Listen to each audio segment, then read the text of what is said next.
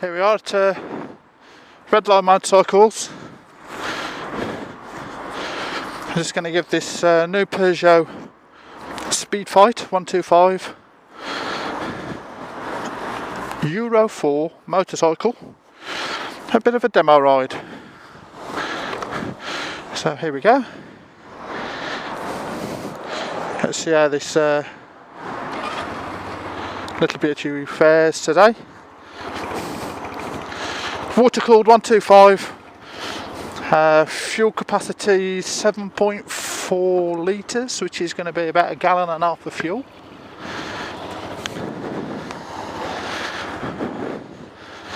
See how this little number is. It's fuel injected and not carburetted like a lot of the older models,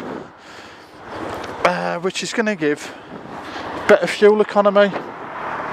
Now they're talking around about 134 miles to the gallon on this, so if you've got 1.5 gallons, you should be looking at quite a lot of trips to work with this. So I'm just going to take it around the houses first, get used to it. See how it goes. Now what they've done with this engine is they have put some gizmo on the flywheel, so when the battery's fully charged it disconnects, so all the power that you're using goes into the engine and improves economy. And when your battery's running a bit low, it re-engages and then charges up again.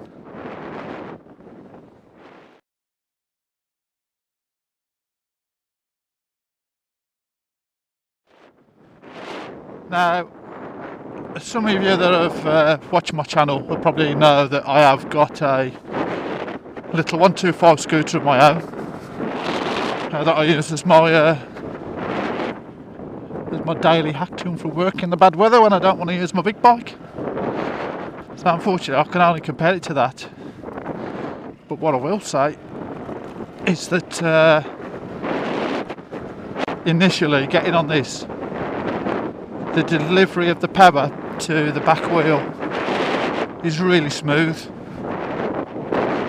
Like some of the other bikes that you ride, the scooters, the 125s, it feels as though there's a load of nuts and bolts getting mixed together that's trying to sort itself out. But this, no, none of that. It just plain and simple, lovely power delivery straight to the wheel. I'm impressed with that bit.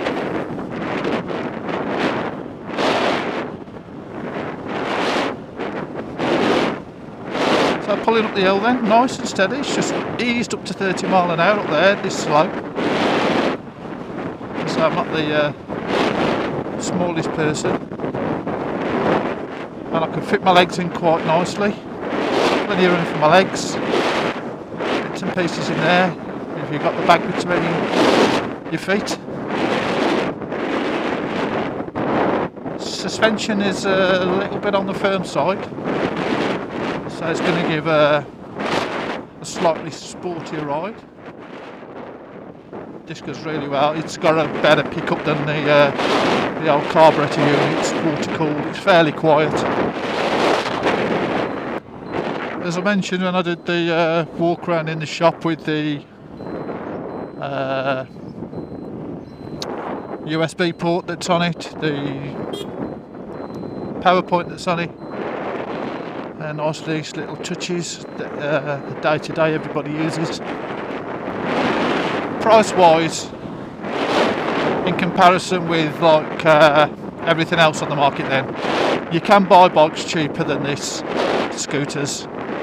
For instance, you get the Chinese imports are coming in around about £1,400–1,500, and you can get the premium scooters like your Yamaha, Honda and things like that, which is £4,000 for a 125. This is nicely pitched at around about 2.5. It's got a nice quality feel about it. The engine's smooth, the power delivery's smooth. The throttle response is really nice. The switchgear, there ain't a lot of switches, so in all fairness there's not a lot to go wrong with it. But everything's feel as though there's a little bit of, well, I'll say not a little bit, everything feels as though it's got quality finishes. It's not going to give up on you.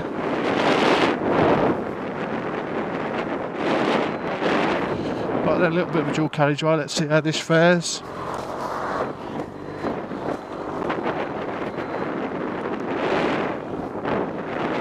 Let's pull it away. Whizzes straight up to 40.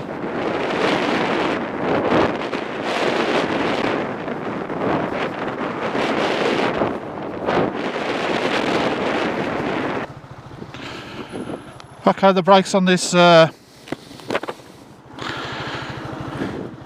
just had a little try with it. The brakes are absolutely fantastic. They are really positive. There's plenty of grip in them. I've got to say I'm quite impressed with this little Peugeot.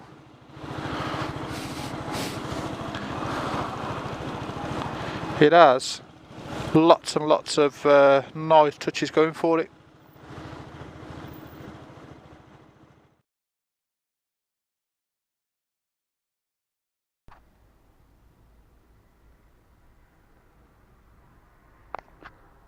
Hiya, I'm Andy Wills. I'm here today at Redline Motorcycles down in Northfield in Birmingham to have a look at this new Speedfight 125 Euro 4 motorcycle or scooter.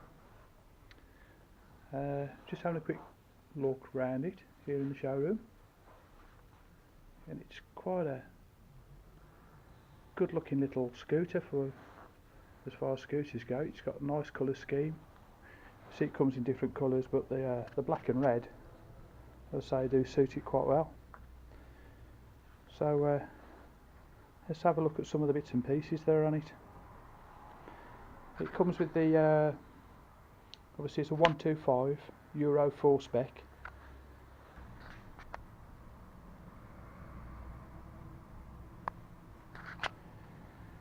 On the instrumentation on the bike, we've got this little LCD screen. Just fire it up.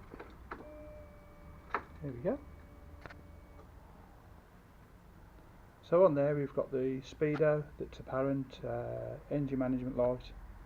These will be for the directional indicators. Nice little bleep as well. Headlight main beam. And obviously for the ignition, so you've got your mileage there as to, that's the odometer as to how many miles that the bike's done, I believe, your fuel gauge and your speedos. Press that and you've got a trip. It's just highlighted there by pressing that. So obviously it's only done 5 miles and the tripometer there is only picking it up, because it's a brand new bike as well. Now just under here, if we pull this little lever back,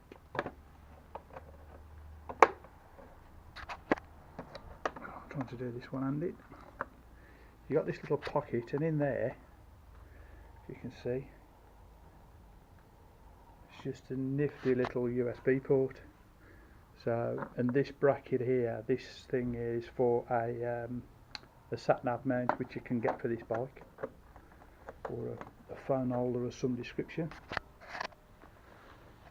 So have a look at the front. There we are. Now that's quite a nice light setup, I like that.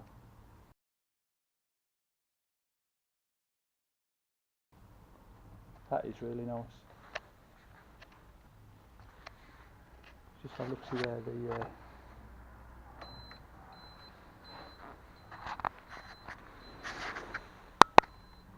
so that's where your directional indicators are.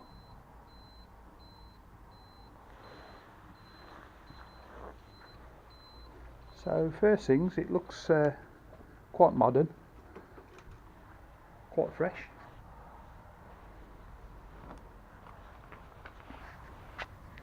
Got your fuel filler just here. Underneath there is where the VIN plate is, and the hook there to put your bags on if so required. The switches we've got here, there's a pass there if you need it, you can see there, and the main beam, headlight, horn, so that's quite nice. Back end of the bike.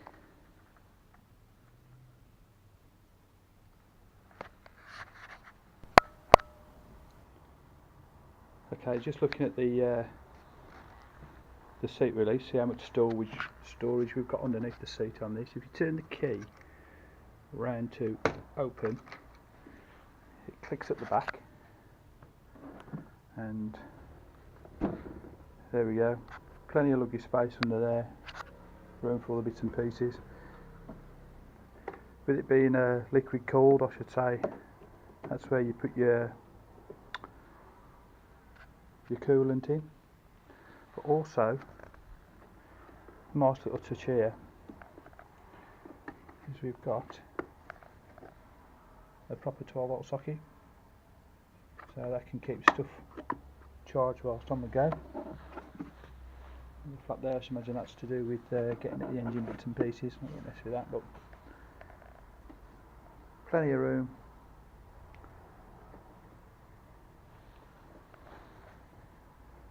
There we go. Just wait for the tyre pressures.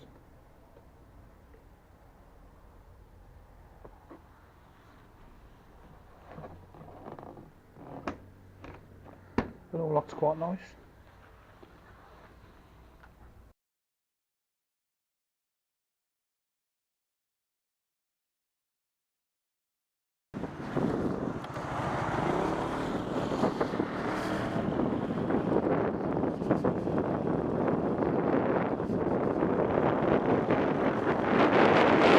The pickup on this I really do like. It is, for a 125, it is lively.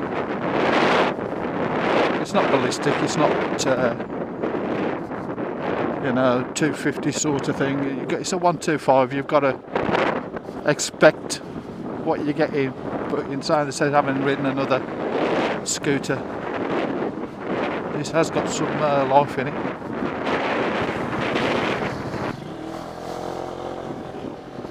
Away we go.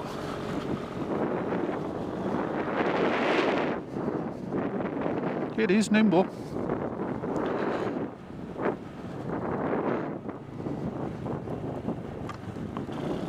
Well, to sum this up then, it's a nifty little 125. It's got a bit more poke than what you'd expect from a little 125. It goes really nice. I like the quality of the switches, the switchgear and everything. The suspension's now been on it a little bit. The suspension works really well compared to some of the other things I've ridden where it's really soft. This is really good, it's firm. It's got a good feel to it. There's plenty of leg room. So I'm 6 foot and I get on here, put my knees in, and I have had problems in the past where my knees have touched the handlebars when turning right. This is lovely. Plenty of room. I like the touches with the USB port that you've got there for the sat-nav, and the sat-nav bracket that you'll be able to get for it.